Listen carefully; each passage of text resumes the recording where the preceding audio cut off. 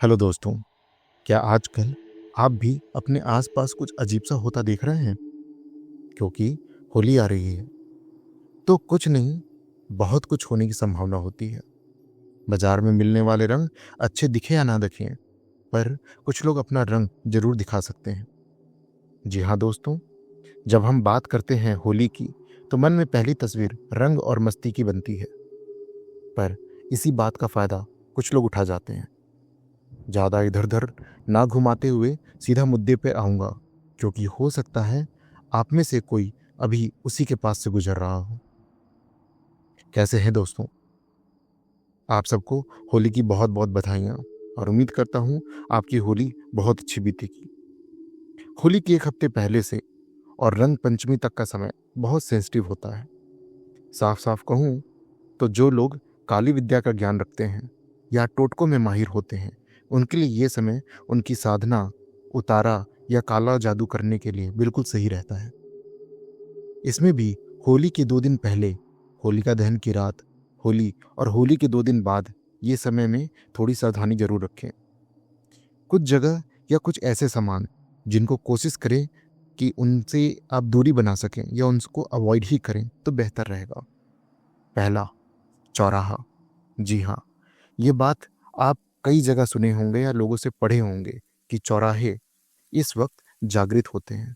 मतलब अगर उन चौराहों पे कुछ बहुत पहले हुआ है या कोई टोटका टोना हुआ है, तो वो पूरी तरह से एक्टिव मोड में रहेगा। आप देखेंगे चौराहों के आसपास बहुत सारे टोने टोटके किए जाते हैं। चौराहों को ऐसे काम के लिए चुनने के पीछे कुछ वजह है। पहली, कि आपने देखा होगा एक्सीडेंट्स, बहुत सारे एक्सीडेंट चौराहों पे ही होते हैं, तो वो जगह पे एक नेगेटिविटी का ऑरा होता है।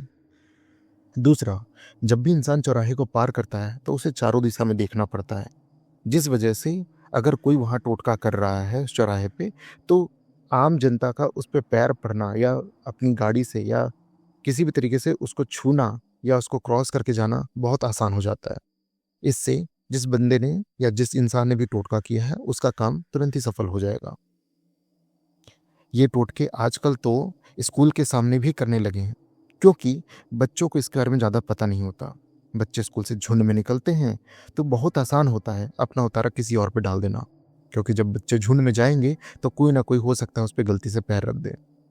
कोशिश करें कि होली के दिन चौराहे ना ही लांघे तो बेहतर है। तो थोड़ी सावधानी बरतें और चौराहों को पार करते समय थोड़ा ध्यान दें। दूसरा है मिठाइयाँ। बहुत सिंपल सी बात है, खिला के किया गया टोटका खिला के किया गया टोटका बहुत ही खतरनाक होता है। तो कोशिश करें कि होली पे आने वाली मिठाई जो कहीं से आई हो उसे ना ही खाएं। मतलब जिन आपके अड़ोस पड़ोस से आई हो या कुछ ऐसे रिश्तेदार या कुछ ऐसे लोग जिन पे आपको थोड़ा बहुत डाउट हो सकता है, पर कई बार तो हमें डाउट भी नहीं होता है, उन लोगों को पे हमें बहुत विश्वास होता है और वो लोग भी हमारे साथ ऐसा कर देते हैं, तो इसमें हम किसी पर्टिकुलर रिलेशन की बात नहीं कर सकते हैं। पर हाँ, जो मिठाइयाँ बाहर से आई हों उनको ना ही खाएं। और अपने घर वालों को भी सावधान करें कि अगर कोई तुम्हें बाहर मिठाई खाने को देता है तो उसका अवॉइड करें, ना खाएं। अगर आप मना नहीं कर सकते हैं तो उन्हें घर में साइड में कहीं रख दें। बच्चों को तो बिल्कुल ही मत दें, और बाद में उसे बाहर कर दें या किसी पेड़ के नीचे डाल के आ जाएं। अगर कन्फ्यूज़न में हैं तो पहला टुकड़ा तोड़कर किसी पेड़ में डाल दें, उसकी जड़ में डाल दें, और बाकी का फिर पहले खुद खा के देखें, पर कभी भी डायरेक्ट अपने बच्चों को खाने के लिए ना दें।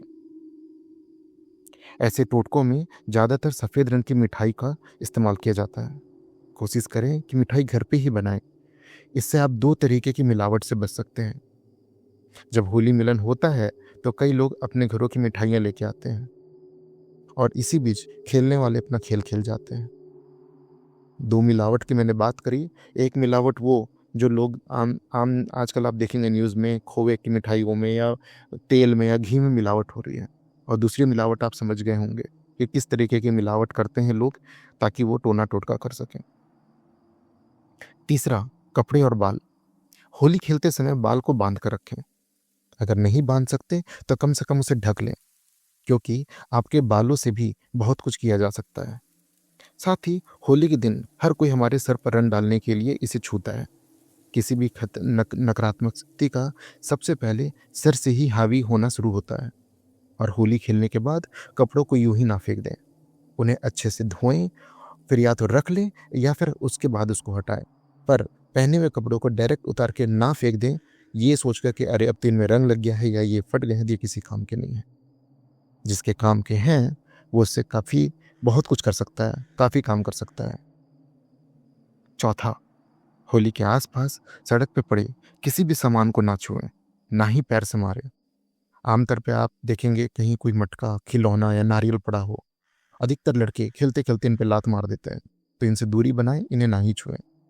और पांचवा, होलिका जला के घर जाते वक्त पीछे मुड़कर ना देखें और घर पहुंचकर पहले अपने पैर को पानी से धोएं और तभी घर के अंदर घुसें।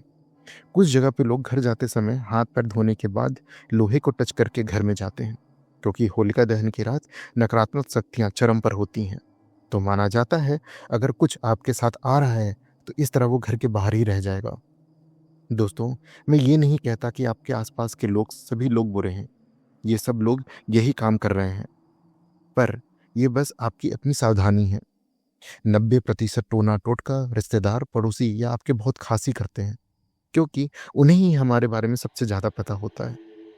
अब दोस्तों, मैं आपको एक ऐसी घटना के बारे में सुनाऊंगा जिससे आपके होश उड़ जाएंगे और दिल दहल जाएगा। ये बात मुझे मेरे एक सब्सक्राइबर ने ही बताई है।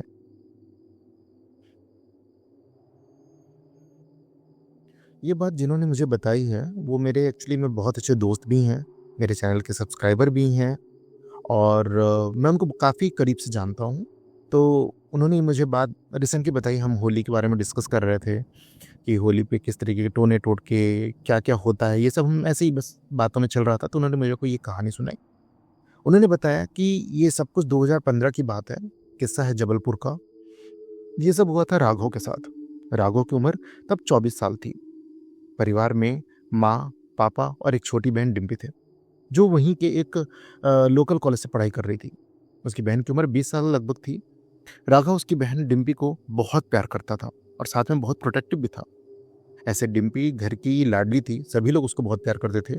वो ज़्यादातर पढ़ाई या फिर अपने फ़ोन पे ही लगी हुई रहती थी, जैसे आजकल की आम न्यू जनरेशन में होता है, तो वैसे ही था उसका नेचर। दूसरी तरफ राघव दिल्ली के बहुत ही फेमस कॉलेज से मास्टर की पढ़ाई कर रहा था। साथ ही साइड से मॉडलिंग के लिए भी काम किया करता था। आए दिन कुछ कुछ मैगजीन्स पे उसकी फ़ोटो छपा करती थी। शरीर से 6 फीट की हाइट और जिम करके अच्छी खासी बॉडी बनाई थी। राघव को देख के सब लोग यही कहा करते थे कि ये तो हीरो बनेगा, हीरो। इस बात से घर वाले और राघव तो खुश होते थे, पर शायद कुछ लोग थे जो खुश नहीं थे। राघव होली पे घर आया था, हर साल के जैसे वही उत्साह, दोस्तों से मिलने का प्लान और घर पे दिन भर अपनी छोटी बहन को परेशान करने का प्लान था। राघव के पापा की जबलपुर मार्केट में मसाले की एक बहुत बड़ी दुकान थी। बगल में ही उसके चाचा की एक कपड़े की छोटी सी दुकान थी। दोनों दुकान अगल बगल ही थे। ये दोनों दुकानें कभी एक हुआ करती थी, फिर जब घर का बंटवारा हुआ, दोनों भाइयों के बीच में बंटवारा हुआ, तो दुकान के भी दो हिस्से हो गए। समय के साथ राघव के पापा की दुकान बढ़ती चली गई और उसके चाचा की दुकान वहीं रह गई। उसके चाचा का परिवार भी उसी मोहल्ले में 3-4 गली छोड़कर किराए के मकान में रहता था। होली के 2 दिन पहले से ही मोहल्ले में हुड़दंग चालू हो जाती है, तो राघव ज्यादातर बाहर ही घूम फिर रहा था। होलिका दहन के दिन सुबह से ही वो सर में दर्द की बात बोल रहा था। घर वालों को लगा कि शायद अच्छे से ना सोने या थकान की वजह से सर दर्द हो रहा होगा, तो उन्होंने ज्यादा ध्यान तो नहीं दिया उस वक्त। वैसे तो राघव नॉर्मल ही था, बस सर दर्द के कारण थोड़ा स्ट्रेस था। कुछ दवाइयां भी ली, आधे घंटे का आराम होता, फिर वही दर्द। अब आज रात होलिका दहन थी। सब लोग पास के ग्राउंड में आए जहां होलिका जलानी थी। पूरे मोहल्ले की होलिका दहन एक साथ ही होती है, मतलब उस ग्राउंड में होती थी। तो राघव के चाचा चाची भी वहीं आए हुए थे। अब इतनी भीड़ में सब इधर उधर घूम फिर रहे थे। राघव भी अपने दोस्तों के साथ हंसी मजाक कर रहा था, बीच बीच में दर्द की वजह से वो बैठ जाता। होलिका जला दी गई। सब लोग एक दूसरे को मिठाइयाँ खिलाने लगे, रंग लगाए, अपनी नज़र भी उतार उतार कर होलिका में जलती होलिका में डाल दी। सब वैसे ही हुआ जैसा हर साल होता था। जब सब वापस जाने लगे, राघव की माँ ने उसके पापा से पूछा, राघव नहीं दिख रहा है, आपको कुछ बोल के गया है क्या? उसके पापा ने भी बोला, नहीं, यहाँ तो मेरे से तो कुछ भी नहीं बोला, मैं तो यहीं तुम्हारे साथ था। उसके दोस्तों से भी पूछा तो बोले कि नहीं पता, थोड़ी देर पहले तो यहीं था, अभी कहाँ गया। इन्हें लगा शायद सर दर्द होगा तो वो घर चला गया हो। सब घर गए तो वहाँ भी नहीं था। इस बीच उसको बहुत कॉल किया पर वो फ़ोन भी नहीं उठा रहा था।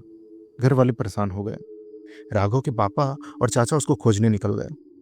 आसपास जब खोज के वो वापस जाने लगे तो राघव उनको उसी ग्राउंड में खड़ा दिखा जहां होलिका जलाई गई थी। वो उस ग्राउंड के बिल्कुल कॉर्नर में अंधेरे में खड़ा था। उसका चेहरा पार्क के बाहर की साइड था, मतलब वो पार्क से बाहर की ओर देख रहा था। उस तरफ कोई घर नहीं थे, सिर्फ कुछ झाड़ियां थी और अंधेरा था। ये कोई जंगल नहीं था उस तरफ में, मतलब ऐसे वहां दिन में बच्चे खेलते हुए भी चले जाया करते थे, पर रात में वहां बिल्कुल अंधेरा था। उसके चाचा और पापा भाग कर गए और राघव को आवाज लगाते हुए उसके तरफ भागने लगे, मतलब बढ़ने लगे। पर राघव इनके तरफ नहीं देख रहा था। वो कहीं और ही खोया हुआ था और पार्क से बाहर की ओर देख रहा था। जब उसे 10 कदम की दूरी पर होंगे तब राघव पीछे की तरफ मुड़ा। उसका चेहरा बिल्कुल पीला पड़ा हुआ था, आंखें बड़ी बड़ी हो गई थी। बस वो इनके तरफ देख रहा था और जमीन पर बैठ गया। इसके पापा भागकर उसको पकड़ लिए। उसके चाचा टॉर्च से झाड़ी में देखने लगे पर वहां कोई नहीं था। दोनों ने उसको उठाया, उससे बहुत पूछा कि बेटा फोन क्यों नहीं उठा रहे थे, क्या हुआ है। पर राघव कुछ भी नहीं बोल रहा था। उसके चाचा ने बोला, भैया लगता है हेडेक बहुत बढ़ गया है, इसीलिए राघव परेशान दिख रहा है, इसको हॉस्पिटल ले चलें क्या। पर तब तक राघव के मम्मी, चाची और उसकी बहन, उसका चचेरा भाई भी वहां पर आ गया। सब पहले तो उसको घर लेके चले गए। वापस आते समय भी राघव मुड़ मुड़कर पार्क के उसी कोने में देख रहा था। घर आकर उसको दवा दी गई, बहुत कुछ पूछा गया पर वो कुछ भी नहीं बोल रहा था। ना वो रो रहा था ना वो हंस रहा था, बस चेहरे पे एक शून्य भाव थे। कभी कभी उसकी आंखें ऐसे खुल जाती जाने उसने क्या देख लिया हो। अब दूसरी सुबह होली थी तो राघव के चाचा चाची अपने घर चले गए। राघव को उसके कमरे में सुला दिया गया, पर वो सो नहीं रहा था, बस लेटा हुआ था और उसकी आंखें खुली थी। थोड़ी थोड़ी देर पर उसके चेहरे का रंग उड़ जाता, आंखें फिर बड़ी बड़ी हो जाती और बेड पे खुद को पीछे की ओर खींचने लगता, और फिर थोड़ी देर बाद वो वापस शांत हो जाता। ऐसा रात भर टेंशन में कोई भी नहीं सो पाया, क्योंकि माँ बाप को बेटे की टेंशन हो रही थी। थोड़ी थोड़ी देर पर उसके कमरे में उसके मम्मी पापा आकर उसको देखते, पर सिचुएशन सेम। राघव एक टक एक कोने में देखता रहता। जवान हंसते खेलते लड़के को ऐसा बेड पर लेटा हुआ देखकर उसकी माँ का रोना शुरू हो गया। सुबह हुई। जब उसके मम्मी पापा उसके कमरे में आए तो उन्होंने देखा कि राघव अभी भी लेटा हुआ था और उसकी आंखें अभी भी खुली हुई थी।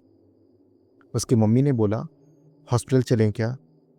पर होली के दिन डॉक्टर का मिलना तो मुश्किल है। तो उसके पापा ने अपने जान पहचान के एक डॉक्टर को कॉल करके बुलाया, जो इनके एक्चुअली में दोस्त ही थे। सुबह सुबह ही डॉक्टर ने चेक किया और बोला, डरने की तो कोई बात नहीं है, बस ये थोड़ा शॉक में है। मुझे नहीं पता इसने ऐसा क्या देख लिया है, पर ये बहुत डरा हुआ सा लग रहा है। मैंने इसका बीपी चेक किया है, नॉर्मल है। साथ में मैंने इसके और भी कुछ चेकअप लिखे हैं जो आप 1-2 दिन में करवा लीजिएगा। वैसे तो ये नॉर्मल लग रहा है, बस थोड़ा डरा हुआ है। मैंने इसको भी एक इंजेक्शन दे दिया है जिससे थोड़ी देर सो जाएगा। थोड़ी देर सो जाने से शायद इसको आराम मिल जाए। अब होली का दिन था तो मेहमानों का आना जाना भी शुरू हो गया। सुबह सुबह ही राघव के चाचा चाची भी आ गए। राघव के मम्मी पापा को आसपास में थोड़ा काम से जाना था, तो उसकी चाची बोली, दीदी आप सब हो आइए, मैं यहीं पे राघव के पास हूँ, उसको देखूंगी। और इसकी ऐसी तबीयत है तो मुझसे बाहर होली खेलने का तो नहीं हो पाएगा, मेरा मन नहीं लगेगा बाहर। उसकी बहन लिपि ने भी बोला, मैं भी भैया के पास ही रहूंगी। उसकी चाची ने बोला, अरे बेटा तू क्यों परेशान हो रही है, मैं हूं ना तेरे भैया के पास, तू जा घूमा। तेरे भी तो दोस्त इंतजार कर रहे होंगे, साल भर का त्योहार है। पर डिम्पी नहीं मानी, वो बोली, नहीं नहीं, मैं भैया के पास ही रहूंगी। फिर उसके मम्मी पापा बाहर चले गए, चाचा भी बाहर ही चले गए थे लोगों से मिलने के लिए। घर पे सिर्फ राघव, चाची और डिम्पी थे। 1 बजे तक उसके मम्मी पापा आए। डॉक्टर की सुबह वाले चेकअप से उनका मन थोड़ा शांत हुआ था। उनको लगा था कि सिर्फ राघव किसी बात से डर गया है और जब तक वो घर जाएंगे तब तक वो नॉर्मल हो चुका होगा। जब उसके मम्मी पापा आए तो देखा कि उसकी चाची घर के हॉल में ही बैठे बैठे सो गई थी। अधिकतर कई बार ऐसा होता है, बैठे बैठे आंख लग जाती है। और डिम्पी छत पे फोन पे बात कर रही थी। सब नॉर्मल सा लग रहा था। राघव सोता रहा।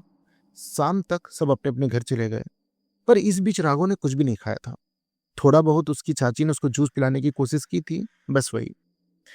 रात में राघव के मम्मी पापा उसको खाने के लिए उठाने गए। उन्हें लगा अब शायद वो पहले से बेहतर होगा, पर राघव के हाव भाव बदल चुके थे।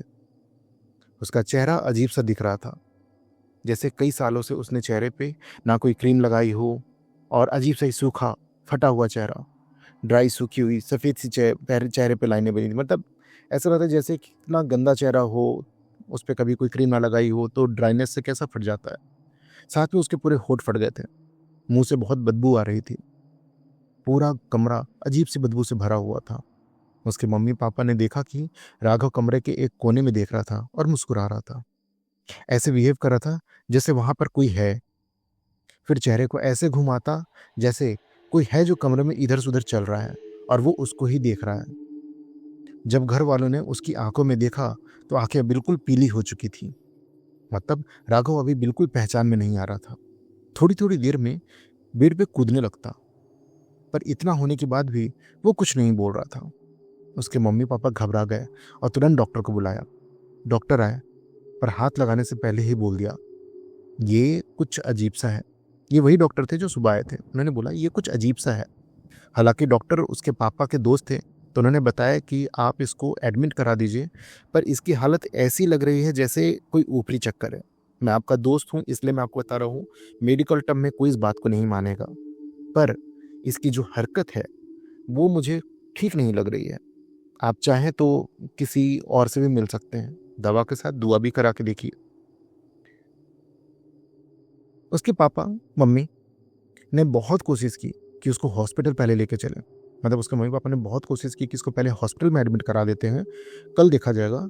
पर हर बार हॉस्पिटल जाने के नाम पे वो चिल्लाने लगता और खुद को ही खुद के बाल खींचता। मतलब वो अपने सर के बाल नोच रहा था बैठे बैठे। मतलब अगर वो कोशिश करते कि इसको उठाएं कमरे से बाहर ले जाएं, तो वो खुद को ही हार्म करने लग रहा था। खुद के बाल खींचता, खुद के चेहरे खींचता, और अपने चेहरे पे नाखूनों से उसने काफ़ी सारे निशान बना लिए थे।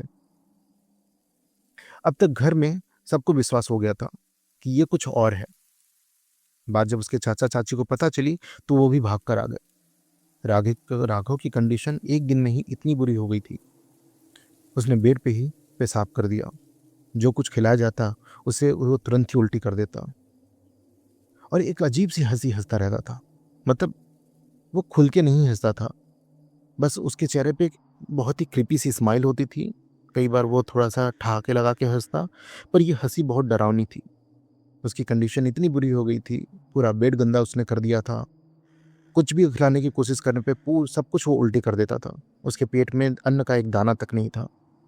जैसे तैसे घर वाले उसके कपड़े और बेडशीट को बदले। उसके कमरे में खड़ा होना भी दुश्वार था, इतनी ज़्यादा बदबू आ रही थी। ये बदबू एक दिन में उसके कमरे में कैसे इतनी फैल गई, घर वाले समझ नहीं पा रहे थे। साथ ही राघव को पहचानना मुश्किल हो रहा था।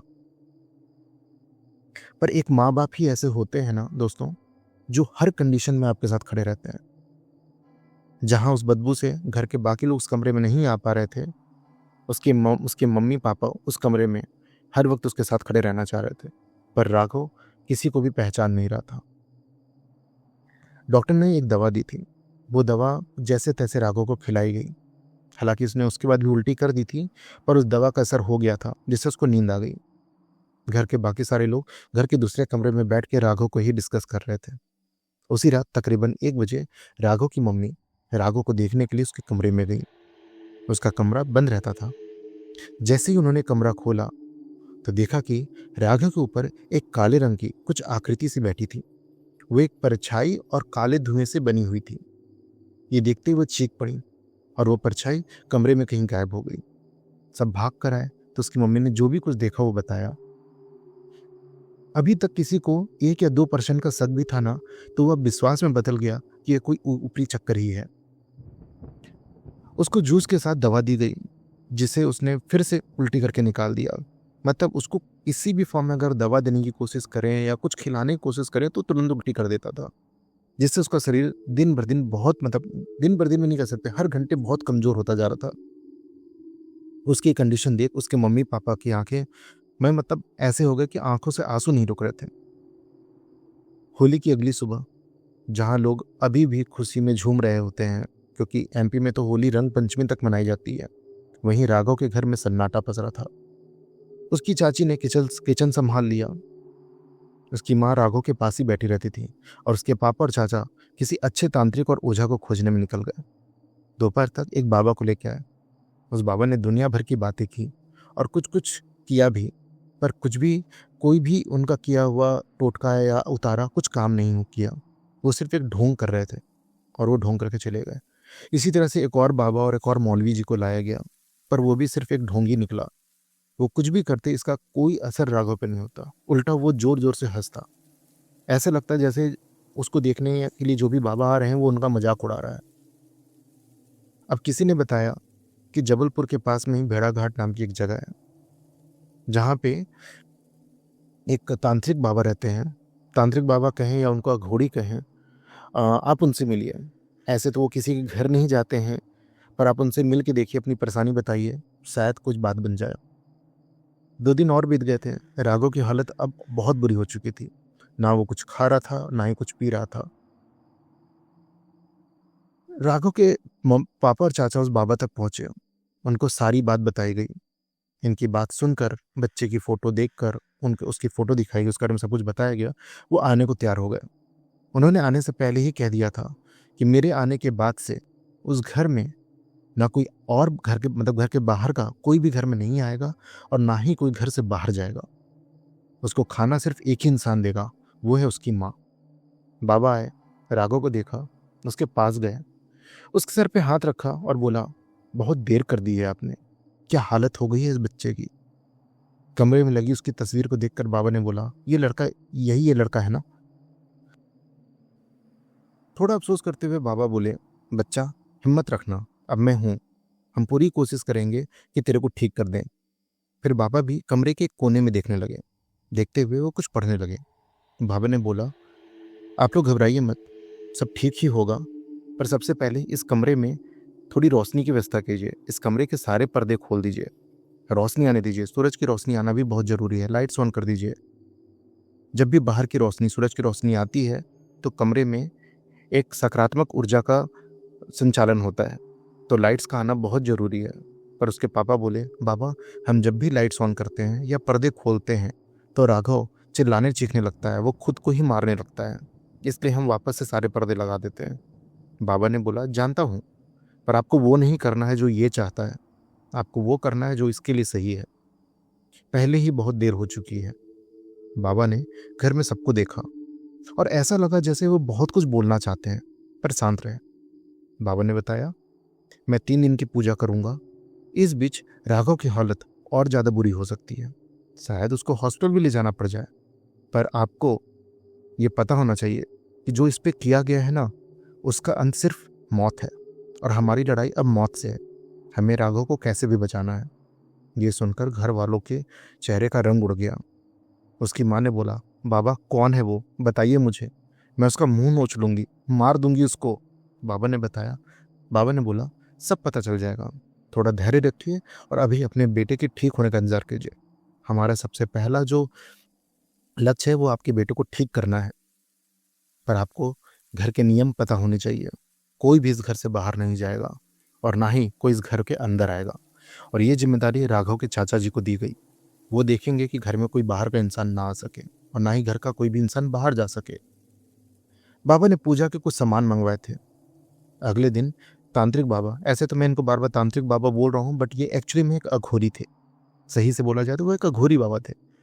उन्होंने बोला, अब मैं आपको काला जादू होने के कुछ सबूत बताता हूँ, राघव के साथ क्या क्या हुआ है। बोले कि जरा इसके सर को चेक कीजिए, क्या कहीं से इसके बाल काटे गए हैं। तो उसकी माँ ने देखा कि सर के पीछे की तरफ से राघव के बाल कुछ अजीब से कटे थे। बोला कि कमरे में सिर्फ राघव के पापा और चाचा ही होंगे। बाबा ने बोला कि बाकी लोग कमरे से बाहर चले जाइए। इस वक्त कमरे में अब सिर्फ बाबा, राघव के चाचा और राघव के पापा थे। बाबा ने बोला, इसके सारे कपड़े उतार दीजिए। उसके चाचा और पापा जी ने वही किया, तो पाया कि उसके प्राइवेट बॉडी पार्ट्स पे और जांघों पे काले धब्बे बने हुए थे। बताया कि ये भी टोटके से ही किया गया है। ये जो किया गया है ये आगे जाके एक बीमारी का रूप ले सकता है। बाबा ने आगे बोला, अब इसको साफ कपड़े पहना दीजिए। इसे पानी के अलावा कुछ भी मत दीजिएगा, क्योंकि वो शक्ति इसको कुछ और खाने पीने नहीं देगी। बाबा ने आगे बोला कि बाकी लोगों को भी बुला लीजिए, मतलब बाकी उसकी मम्मी और चाची, इनको कमरे से बाहर रखा गया था, उनको वापस बुलाया गया और बोले कि इसके बेड के गद्दे को अच्छे से चेक कीजिए। वहाँ उनको गद्दे के नीचे एक पेपर का टुकड़ा मिला जिसमें अजीब सी आकृति बनी हुई थी और एक अजीब सी हैंड राइटिंग में कुछ लिखा गया था।